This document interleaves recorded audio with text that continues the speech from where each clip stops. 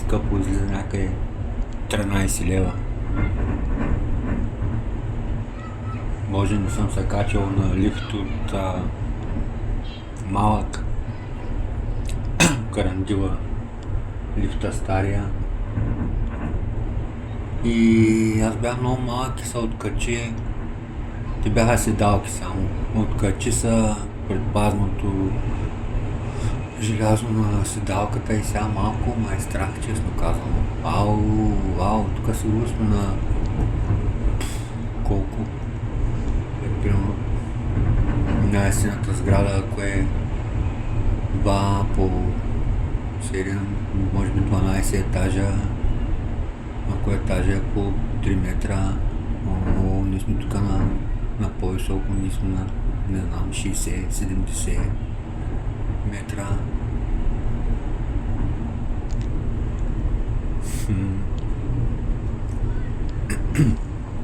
Сега да приближим, ще сметна по-сериозно тая сграда колко е висока. Значи те са 2, 4, 6, 8, 10, 10, не са 12. 2, 4, 6, 8, 10 етажа с приземен, който е по-висок. Значи 4, 6, 8, значи 9, не, 10 са, 10 като долния е най-голям, но отдолу има за паркинги, което за паркингите е поне ще е 2,50 предполагам.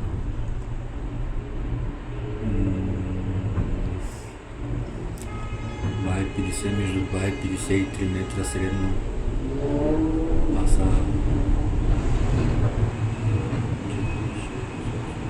11.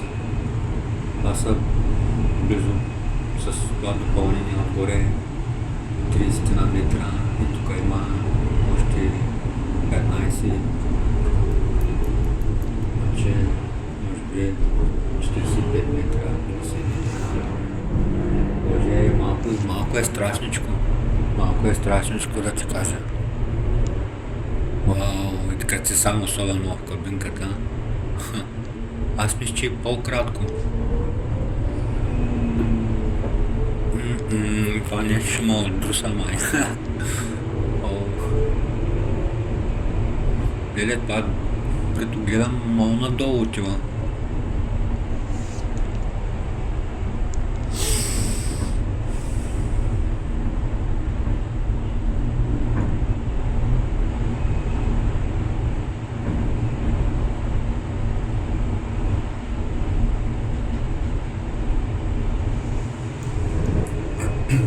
И духа в кабинката, откъде духа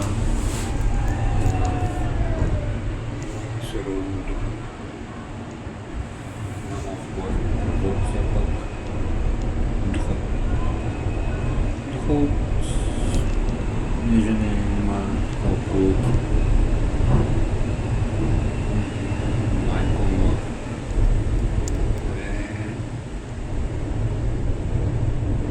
Определено си е страшничко за човек, който по принцип има страх от височини.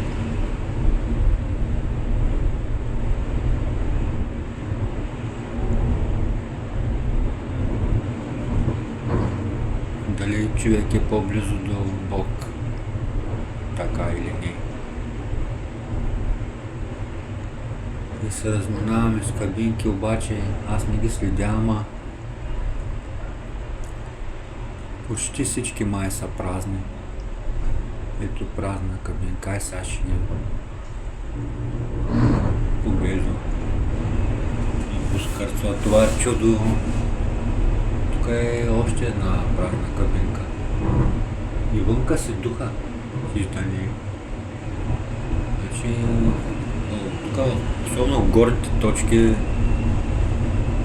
това ще е 3 по 11, смятаме ги 33, още 3 нещо, 36, може с тези да добавим още 39, онзи белия, колко да е по-висок, той пък може би и той над 3 метра ще е по-висок, кой знае 41 поне, крана е поне още 3 метра, може би 44,5, ние сме на нивото на момента надолу-горе 45, обаче тук има скачане нагоре, може би 5 метра,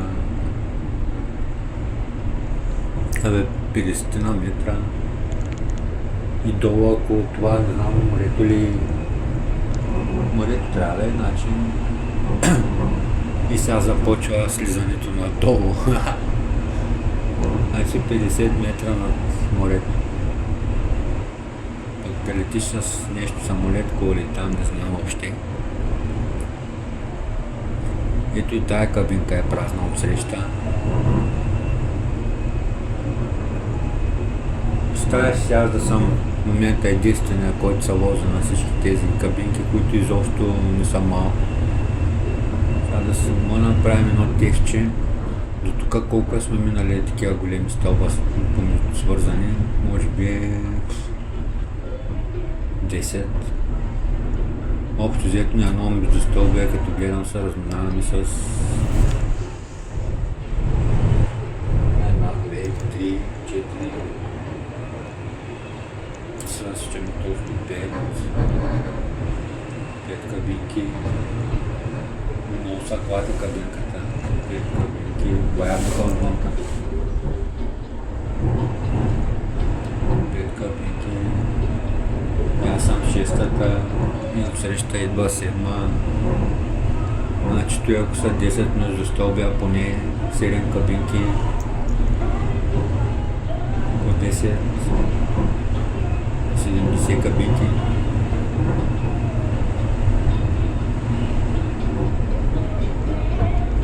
Кабинки и да е имало някой в тях. Аз не видях. Гледах само част от тях, но не видях. Но дори да не са 50, да не са 70, мисля, че са поне 50. 50 кабинки. Това не е късно, това е колко 6-7 часа, даже не знам колко се записвам. Но значи как започна да записвам, а то не е веднага, 30 секунди или минута по-късно. Че имам 9-та минута вече. 9-та минута, да, не видях нито един в кабинките. И сега, и то е само еднопосочно, тъй че ако някой насреща съм пропуснал да е имало човек, няма как да го видя. А долу като слезем, ако нямам какво да правя, мога да постоя 5 минути, да видя дали някой ще се... То не е приземи, ами... Коя е думата от... Пак е вид приземяване.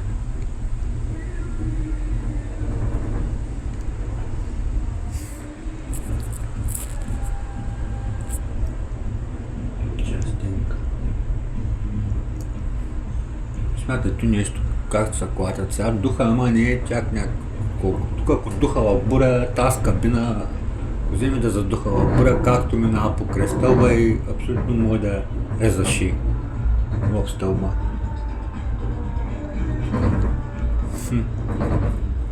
Да, доста голямо разстояние, аз долу горе трябва да го примеря после, ама това са...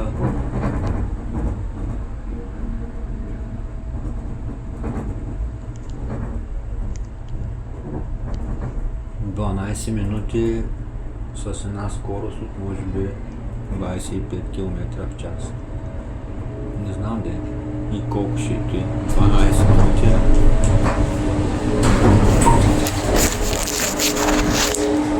Няма дръжки, няма ръкохватки.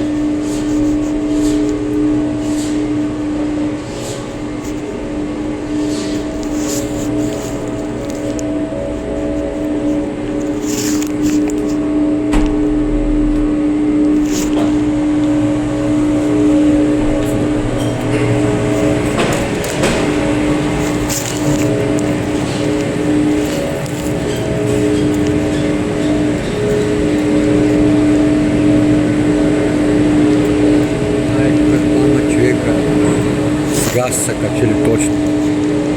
И преди има един, значи от долу нагоре са повече.